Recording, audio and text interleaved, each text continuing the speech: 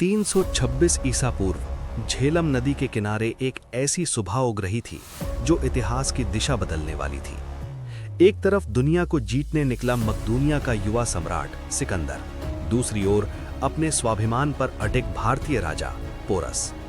सवाल सिर्फ युद्ध का नहीं था, सवाल था कि क्या कोई भी शक्ति भारत की धरती पर कदम रखकर उसे झुका सकती है। सिकंदर पहले ही फारस, मिस्र और मध्य एशिया को जीत चुका था। उसकी सेना थकी जरूर थी, लेकिन उसका आत्मविश्वास अडिग था।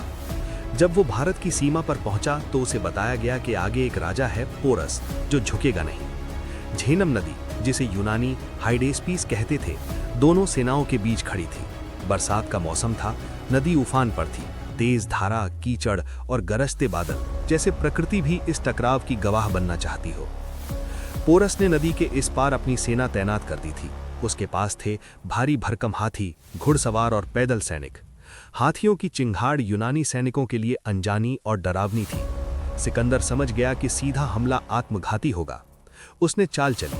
कई दिनों तक वो अपनी सेना को नदी किनारे इधर उधर घुमाता रहा, ताकि पोरस को भ्रम हो कि हमला कहीं भी हो सकता है।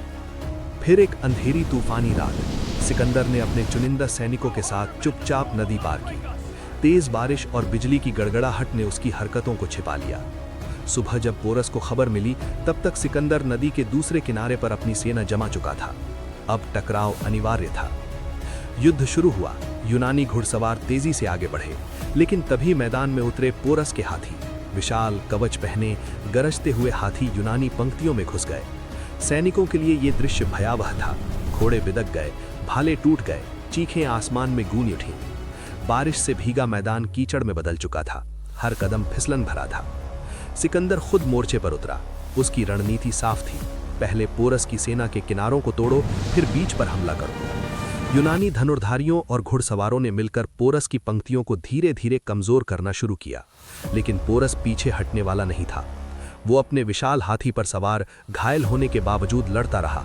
उसका शरीर खून से लथपथ था, लेकिन उसकी आंखों में हार का डर नहीं था। घंटों तक भयंकर संघर्ष चला। अंततः यूनानी रणनीति भारी पड़ी। पोरस घायल होकर बंदी बना लिया गया। उसे सिकंदर के सामने लाया गया।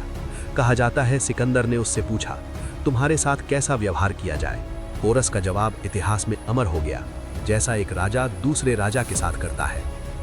ये उत्तर सुनकर सिकंदर स्तब्ध रह गया। उसने न केवल पोरस को उसका राज्य लौटा दिया, बल्कि उसे और क्षेत्र सौंप दिए। ये सिर्फ जीत नहीं थी, ये सम्मान की पहचान थी। हाइडेस्पीस का युद्ध सिकंदर की सबसे कठिन लड़ाइयों में से एक था। उसकी सेना ने जीत तो हासिल की, लेकिन इतनी थक चुकी थी कि आगे गंगा की ओर बढ़ने से इनकार कर दिया। यहीं से सिकंदर की पूर्व की विजय यात्रा रुक गई। झेलम के किनारे उस दिन सिर्फ तलवारें नहीं टकराई थीं, टकराए थे दो संकल्प, दो संस्कृतियां और दो राजाओं का स्वाभिमान। जीत भले ही सिकंदर की हुई हो, लेकिन सम्मान पोरस ने जीता। और शायद इसी वजह से इतिहास आज भी इस युद्ध को सिर्फ एक विजय नहीं, बल्कि वीरता और आत्मसम्मान की अमर कहानी के रूप में याद करता है। अगर आपको ऐसा कंटेंट अच्छा लगता है तो please like, share and subscribe करें झिलमिल हिस्टोरियन चैनल।